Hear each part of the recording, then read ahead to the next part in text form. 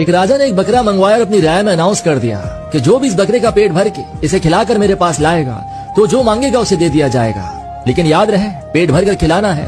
मैं चेक करूंगा इसे खिलाकर, अगर इसने थोड़ा सा भी कुछ खा लिया तो उसे कुछ नहीं मिलेगा। अब सारे खुश कि बकरा है, हाथी थोड़ी है, कितना खा लेगा, ज्यादा 1000-2000 का ही खा लेगा। और बेवकूफ राजा जो मांगो दे रहा है। कोई बोले घास खिलाऊंगा, कोई बोले चारा, तो कोई बोले हम तो काजू बादाम खिला देंगे। खैर कुछ लोग बकरा ले गए और उन्होंने उस बकरे को खिला खिला कर फुल कर दिया कि कहीं राजा के सामने से भूख न लग जाए। बकरे को दरबार में लाया गया तो राजा ने बकरे का पेट देखा तो समझ गया कि इसे भरपूर खिलाया गया है। उसने टेस्ट के लिए घास मंगवाकर बकरे के आगे रखी तो बकरा सूंघने लगा और उसने मुंह मार लिया।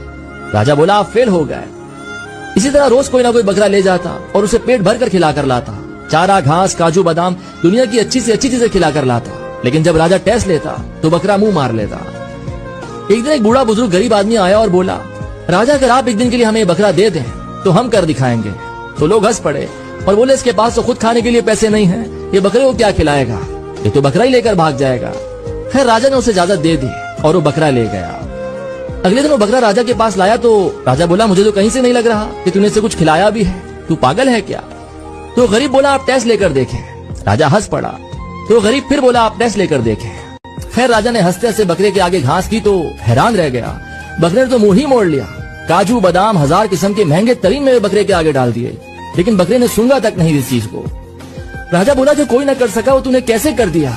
तो बूढ़ा आदमी बोला हम जब इसे यहाँ से लेकर गए तो हमने इसके आगे घास रखी, इसने जैसे ही खाने के लिए मुंह मारा तो हमने इसे एक छड़ी मुंह से लेकर पीठ तक लगाई, फिर थोड़ी देर बाद कुछ आगे किया और फिर एक छड़ी मुंह से लेकर पीठ तक, और ऐसा हमने इसके साथ पूरा दिन किया।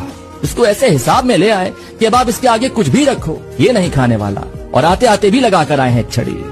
हम गरीब हैं साहब और ये भूख की मार हम रोज खाते हैं, तो मन पर कंट्रोल करना हमें बहुत अच्छे से आता है। अभी कहानी हर उस इंसान के लिए है जिसका अपने मन पर कंट्रोल नहीं है, बस तिजोरियां भरे जा रहा है।